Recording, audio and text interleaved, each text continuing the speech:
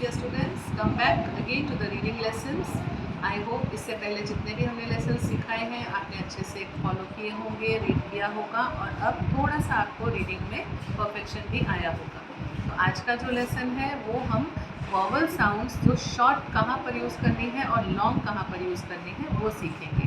तो come on, let's learn so that we can make our reading more perfect.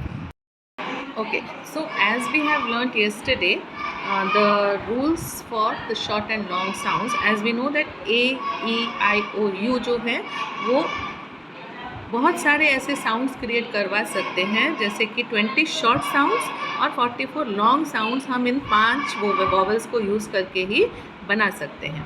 तो जो पहला rule है वो क्या है कि व्हेन अ वर्ड और अ सिलेबल मैंने आपको कल बताया था ना कि अगर एक वर्ड है उसे हम 2 पार्ट्स में डिवाइड करके जब हम पढ़ते हैं तो 1 part is 1 syllable and the second part is the second syllable. Okay, तो when a word or a syllable has only one vowel and ends with one consonant, तो अगर इसमें एक वॉवल है और एक कॉन्सोनेंट से वो एंड हो रहा है तब वहाँ पर हम कौन सी साउंड यूज़ करेंगे? हम शॉर्ट साउंड यूज़ करेंगे। जैसे कि SET, यहाँ पर क्या है? एक ही वॉवल है और वो वॉवल के बाद एक ही कॉन्सोनेंट का यूज़ किया गया है। सो वहाँ पे आवाज़ कैसी आएगी? सेट। तो ई की साउंड जो है वो शॉर्ट साउंड है। यहाँ पर SISTER, सिस्टर, तो यहाँ पर हमने इसे 2 सिलेबल में डिवाइड किया। SIS is 1 syllable, TER is 1 syllable। तो यहाँ पर आई और उसके बाद एक कॉन्सोनेंट है, यहाँ पर ई और उसके बाद एक कॉन्सोनेंट है। तो the big word is divided so that the pronunciation is accurate. तो SIS, सिस, TER, टर। तो पूरा वर्ड क्या बनेगा? Sister. Now what is the second rule? The second rule is when a word or a syllable ends with the vowel sound, then the long vowel sound is used. Okay, तो मतलब ये है कि अगर एक word है जिसका last word जो है वो अल्फ़ाबेट वॉवल है तब वहाँ पर हम लॉन्ग साउंड यूज़ करते हैं। जैसे कि HI, तो कॉन्सोनेंट है H और I क्या है? वॉवल है, लेकिन उसके बाद कोई और दूसरा कॉन्सोनेंट नहीं है, तो हमें क्या बोलना है? हाई। HE, ही।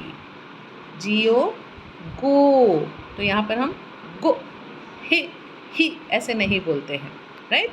तो जब हमारा वर्ड जो है या फिर जो सिलेबल है वो वॉवल के साथ ख़त्म होता हो तब हमें लॉन्ग साउंड यूज़ करनी है।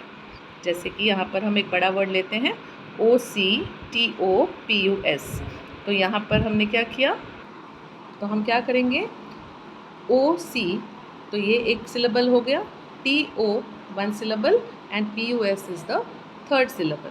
तो यहाँ पर हम इसे कैसे पढ़ेंगे? क्योंकि यहाँ पर O के बाद C is a consonant, so we will use a short sound. So ऑक, T और फिर उसके बाद वॉवल है O, और तो हम यहाँ पर क्या लॉन्ग साउंड करेंगे? TO, टू, ऑक, टो, फिर PUS, पस। तो यहाँ पर अगेन वॉवल के बाद कॉन्सोनेंट आता है, इसलिए हम यहाँ पर शॉर्ट साउंड यूज़ करेंगे। तो आप सब समझ गए ना कि जब कॉन्सोनेंट के पहले वॉवल है तब हमें शॉर्ट साउंड यूज़ करनी है, लेकिन जब वॉवल से वो सिलेबल या फिर वो वर्ड ख़त्म होता हो तब हमें लॉन्ग साउंड यूज़ करनी है। तो ऑक्टोपस, ऑक्टोपस। ऐसे ही सेम PARENT, तो P और A एक सिलेबल बन गया। कल मैंने बताया था ना आपको कि जब हमारे पास 2 वॉवल हो तो हमें वर्ड को उसी तरह से डिवाइड करना है so that 2 syllables are created. तो PA, यहाँ पर A के साथ वो वर्ड एंड हो रहा है, वो सिलेबल एंड हो रहा है, तो हम इसका कैसे लॉन्ग साउंड यूज़ करेंगे? पेरेंट, क्योंकि यहाँ पर जो E है उसके बाद 2 कॉन्सोनेंट्स हैं, राइट? तो पेरेंट, क्लियर?